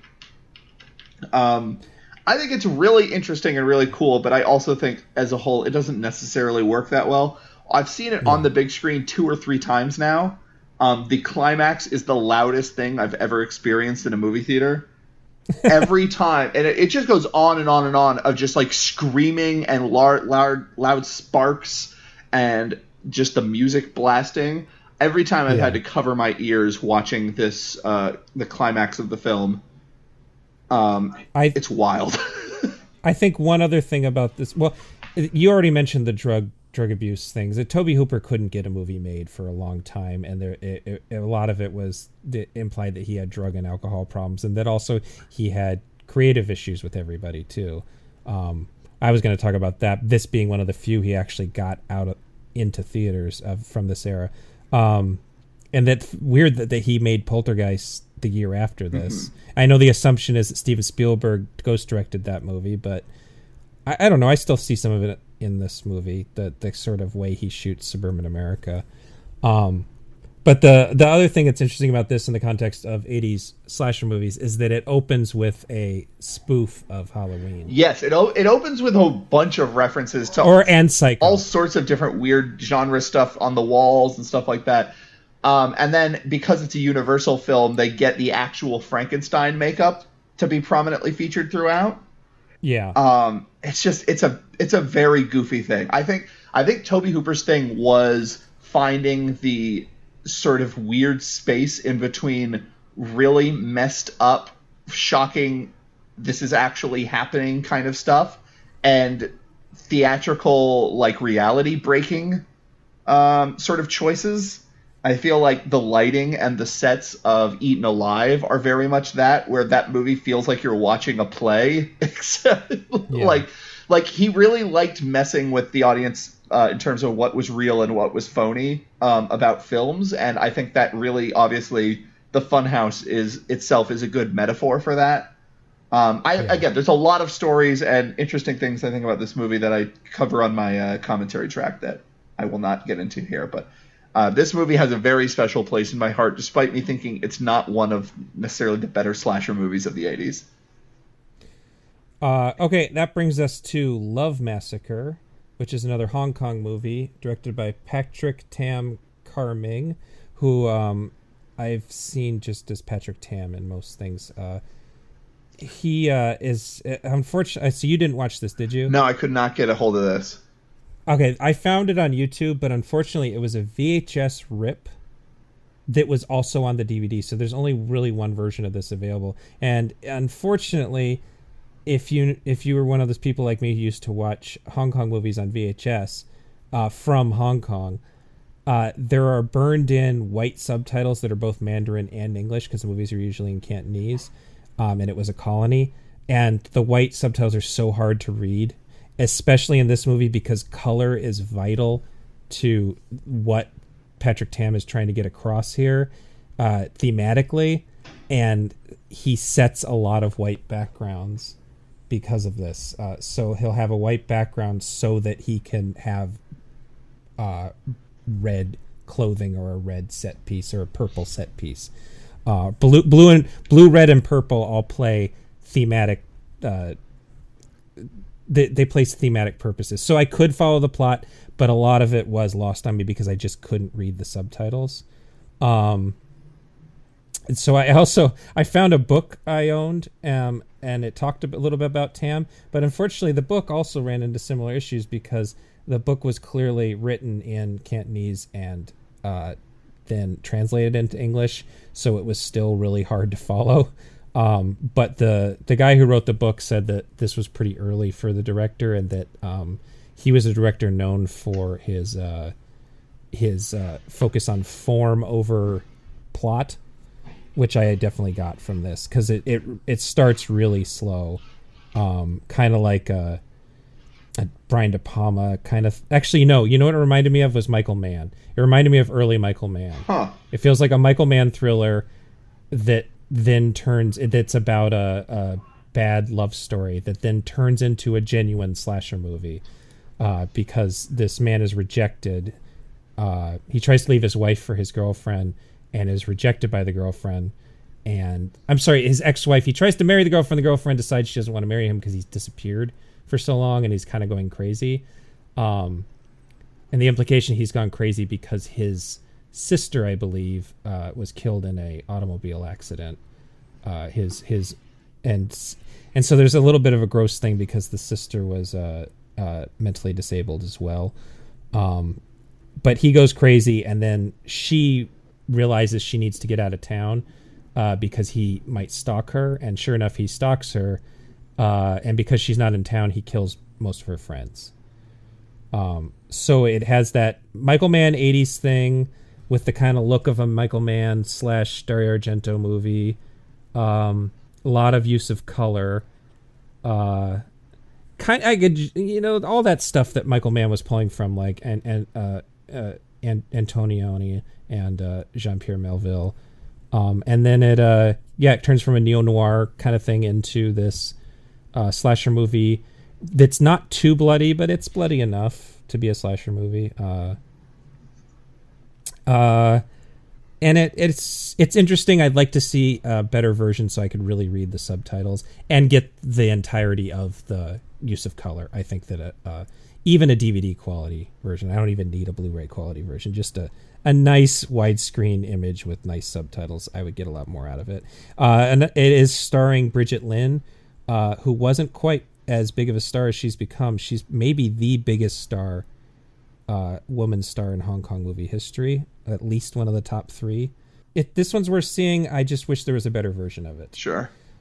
And that brings us to Bloody Moon, directed by Jesus Jess Franco. So our boy Jesus, I kind of have to leave this one in your hands. I love this movie, but also I am kind of a novice when it comes to Franco's work. This is my 4th film, which sounds like a fair amount, but considering his body of work, like, it's nothing. He may have directed more movies than anybody in history. It's unbelievable. His thing. I just cannot wrap my head around it. So, like, I kind of don't know what to say about Bloody Moon other than what the hell is going on. The description is Miguel, a horribly disfigured young man, goes on a rampage at a masquerade party and rapes and then mutilates a girl. Institutionalized at a mental asylum, he is released 5 years later into the care of his older sister, Manuela, who, along with their wheelchair-bound mother, operates a boarding school for young women. Wow. You know what? I've seen this movie like 8 times. Didn't put together that was their boarding school. I thought they just lived up the hill. That's the kind of film this is. That's the kind of filmmaker Jesus Franco is. Miguel becomes obsessed with one of the girls at the school and wants to resume his incestuous relationship with his sister. Jess Franco is maybe the most prolific filmmaker of all time. He has made over 200 movies. And of those 200 movies, maybe a dozen are something that an average person could go, oh yeah, that was a movie. His value of as an artist is lost because he mostly just directed porn, hardcore and softcore, and not just like arty porn, just flat out porn. And unlike other similar guys like Joe D'Amato or Jean Rollin from France, he didn't actually like horror movies, and he didn't like violence in movies. So most of his straight horror movies, like Oasis of the Zombies or Mondo Cannibale, are awful movies that also aren't gory. Huh. On top of everything else. So what happened with Bloody Moon? Because this movie's got it. This is maybe his only really... No, this is one of 2. He also made another slasher. He made a slasher version of Eyes Without a Face called Faceless. That one might actually be grosser than this one. But otherwise, this is... those are his 2 bloodiest movies. And so I think that what was happening is he's technically a Spanish director, and this was a Spanish-German co-production. But I think he was pulling from the German creamy movies and the Italian giallo movies. But then somebody told him we need to make this a slasher movie because those are making money now. It's definitely not a giallo, I don't think. I think it's a European slasher, like Pieces, the Juan Piquer Simon movie. It feels like it's on the same level as Pieces to me, where it just feels unabashedly European, and you could tell it's a Franco movie because it focuses a lot more on breasts than anything else, basically. And he's really into shooting palatial estates, like really nice Spanish countryside estates. So there's some really nice shots of the place where this incestuous family lives. So this is where the thing that is so baffling about Franco comes in. Because I feel like I don't want to overstate, but because it's not that he is making abstract films. It's not that his films are just like completely lacking in any character or plot or anything like that. It's that they resemble a real movie enough that the fact that every 3 minutes something happens that you're like, wait a second, what the hell? Why would anyone do this? Like, it just makes it more baffling. But, like, your brain then settles in again to, like, yes, I'm watching a slasher movie. And then there's just, like 4 minutes of people walking around these estates or whatever, and it's clear that he only cares about the architecture. Yeah. And it's... Well, and there's a reason why his best movies and the ones people like the most are movies like Vampiros Lesbos is probably his most well-liked movie. And that one is just pure art film. Like, that's one where that's just Franco-id. And then that had to be put into over 200 other movies that were whatever someone would pay him to make, basically. But there's a scene in the middle of the movie that is just so ridiculous. One thing we have to say is the English dubbing is choice. Like, I can't imagine wanting to watch this in Spanish, because they have that thing where they're trying to fill the mouth flaps. So everybody's talking like Gilmore Girls, like just really fast, super long sentences. So there's a scene where a woman is taken by the killer and taken out in the country and tied to a slab at some sort of tree or cutting place. I don't know what it is. And she keeps going, well, I guess, I mean, yeah, I'm into kinky stuff too, you know. You never know what's going to happen out here. It's the greatest place. She's just talking a mile a minute at the killer, and he ties her to this thing and then turns on this machine with this giant buzzsaw. And then she's finally aware, oh, maybe I'm going to die. And this little boy comes and saves her very briefly by turning off the machine and running away. And so the killer just turns the machine back on. That was the funniest thing I've ever seen in my life. He turns the machine back on. It chops off the woman's head, and it's wonderful. And it's an amazing decapitation. And then he gets in his car and chases down the boy and runs him over. And it's just... And it's also a Jess Franco movie because it's full of incest. And it has basically one song.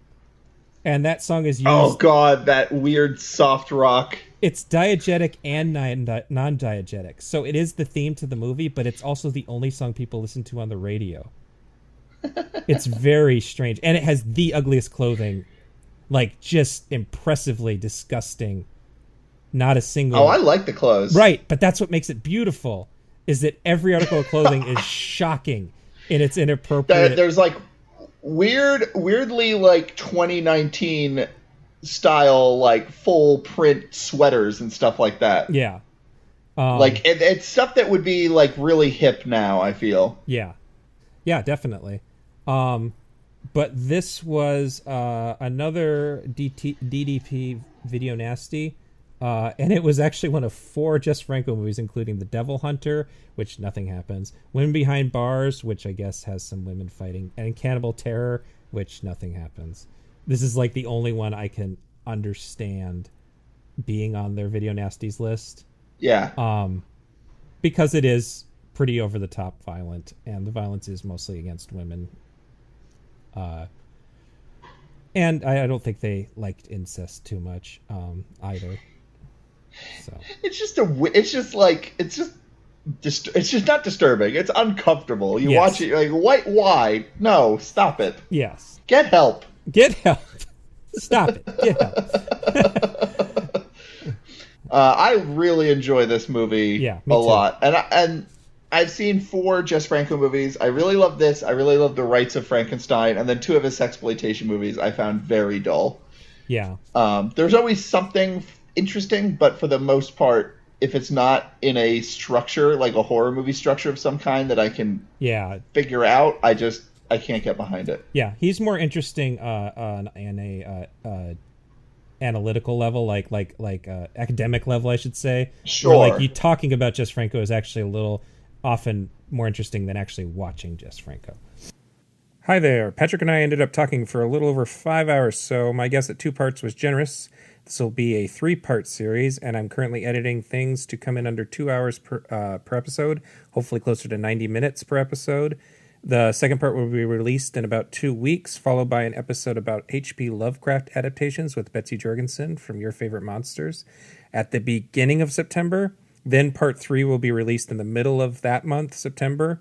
After that, I'll go back to a once-a-month schedule throughout the rest of the year. Thanks for listening, and feel free to reach me at genregrinder@gmail.com, at genregrinder on Twitter, the Genre Grinder Facebook page, or directly on genregrinder.com website.